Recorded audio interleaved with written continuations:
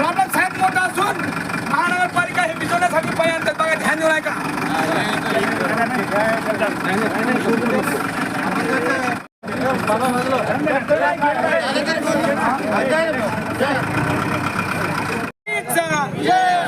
वंचित बहुजन आघाडीचा श्रद्धेय डॉक्टर बाळासाहेब आंबेडकर तुम आगे बढ़ो, हम तुम्हारे साथ हैं. बंद करा, बंद करा, कचरा डेपो बंद करा.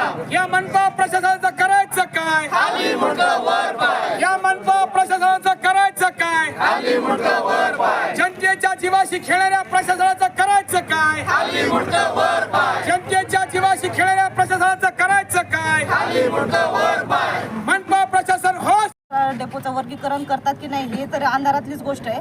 आता इथे 5 ते 6 दिवसापासून कचरा जळत आहे. आता हे धुराचे लोट इथे समोरचा माणूस सुद्धा दिसत नाहीये. सगळे डोंगर आणि सर्व वस्ती धुरामध्ये. आणि आम्ही 4-5 दिवसापासून या गोष्टीचा फॉलोअप घेतात. ही आम्हाला इथे एकही जबाबदार व्यक्ती किंवा अधिकारी इथे नाहीये. 4 दिवसापासून आम्ही बघतो इथे एकही अधिकारी आम्हाला भेटायला येत नाही किंवा आम्हाला इथं दिसत नाहीये. सर्व इथं फक्त सिक्युरिटी गार्ड असतात अवेलेबल. आम्ही या सिक्युरिटी गार्डला काही उत्तरही देऊ विचारू शकत नाही. आणि इथं मनपाचे टँकर येतात पाण्याची विजवण्यासाठी. हे फक्त विजवायचं नाटक करतात. जो कचरा जळून खाक झालेला आहे, राख झालेली आहे, त्याच्यावर फक्त हे पाणी टाकायचं नाटक करतात. कारण की मी स्वतः इथं येऊन बघितलेलं आहे, त्याच्यामुळे मी हे तुम्हाला सांगते. आणि आग रात्रीतून आग लागते. आम्ही रात्रीचे सुद्धा येऊन इथे व्हिडिओ काढलेले आहेत. रात्रीची आग लागते. दिवसभर फक्त हे धूर लोकांच्या लक्षात येऊ नये म्हणून धूर जातो आणि रात्रीची आग लागते. इथं लोकांना आरोग्याच्या समस्या निर्माण होतात. लहान मुलांना आरोग्याच्या समस्या निर्माण होतात.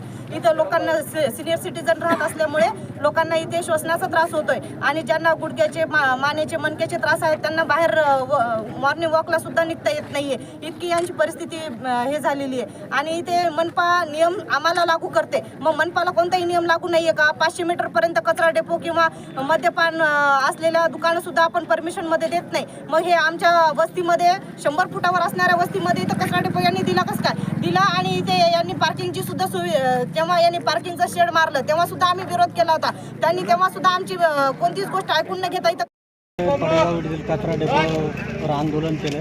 काय मागणी आहे तुमची? प्रथमतः ही जी आग कशी लागली त्याचा एक शोध घ्यावा. दुसरा इथं प्रशासनाचा एकही व्यक्ती इथं उभा नाहीये जो की क्लिअरिफिकेशन देणार. तिसरी गोष्ट इथं जे आग विझवण्याचं पाणी येतं ना ते प्यायचं पाणी येतं आणि त्याची तहानं भागत नाहीये लोकांचे शहरामध्ये.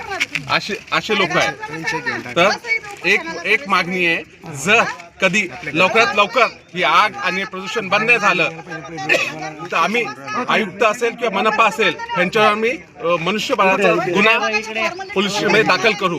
याच्यावर तीव्र आंदोलन करणार आहोत आम्ही जर आता जर ह्यांनी जाग आली नाही या प्रशासनाला त्याच्यानंतर आम्ही जास्तीत जास्त मोठं आंदोलन करू.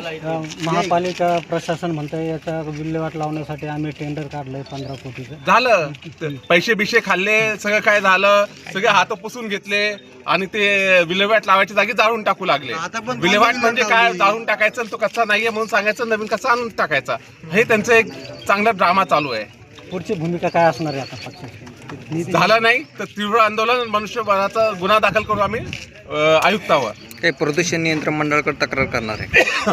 पंकजाताईंना बघावं, हे दुसरीकडे बघताना ते एखाद्या इथं पण बघावं. ते पेपर वाचत नसेल का?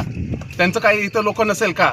आम्हाला पंकजाताईची एक विनंती आहे, पंकजाताई आपण इथं थोडंसं ध्यान द्यावं आणि लक्ष देऊन हे डेपो बंद करण्यात यावा. पडेगाव आणि सगळ्याच कॉलनीमधील नागरिकांच्या वतीने वंचित बहुजन आघाडीच्या वतीने कचरा डेपोवरती तीव्र आंदोलन करण्यात येत आहे. गेल्या कित्येक दिवसापासून या ठिकाणी कचरा डेपोमध्ये आग लावण्यात आलेली आहे. ते म्हणतात की आग लागली की लावली, पाठीमाग लावली, पाठीमागकडून आग लागली गेली नाही. हे स्वतः आग लावतात. तिथला कचरा उडवण्यासाठी, कचरा कमी करण्यासाठी करत असतात.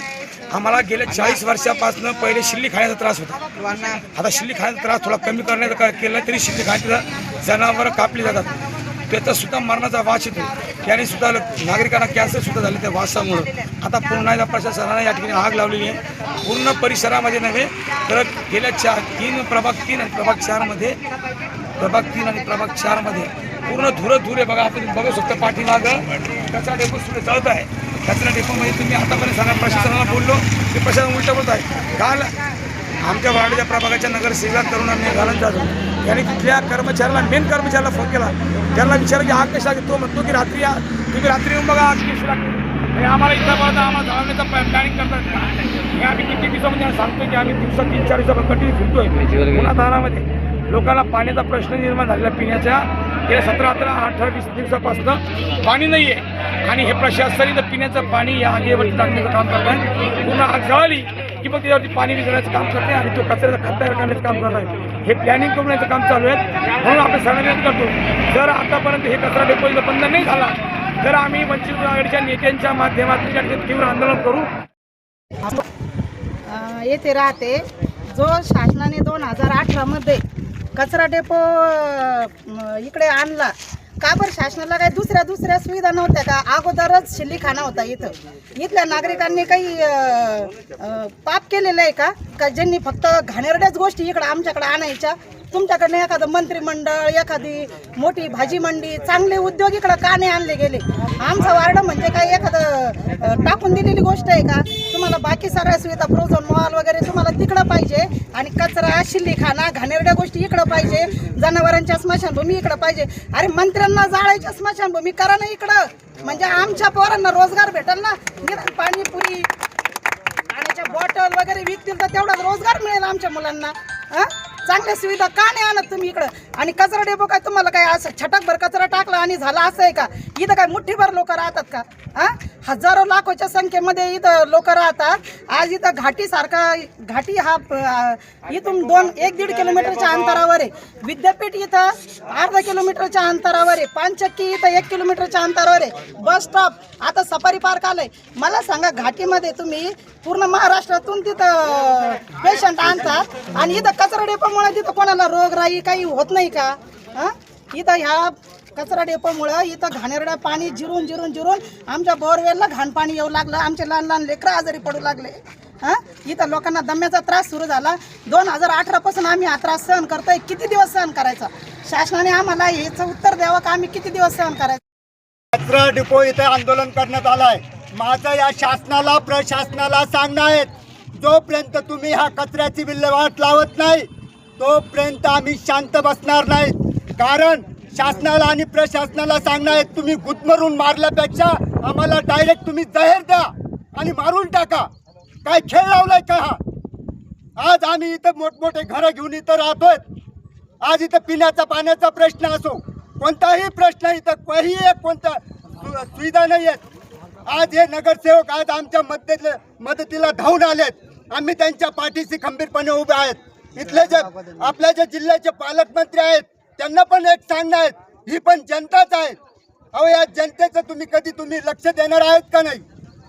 माझा परत एकदा शासन आणि प्रशासनाला सांगणं आहे का लवकरात लवकर हा प्रश्न मार्गी लावा आणि आम्हाला चांगला श्वास घेऊ द्या.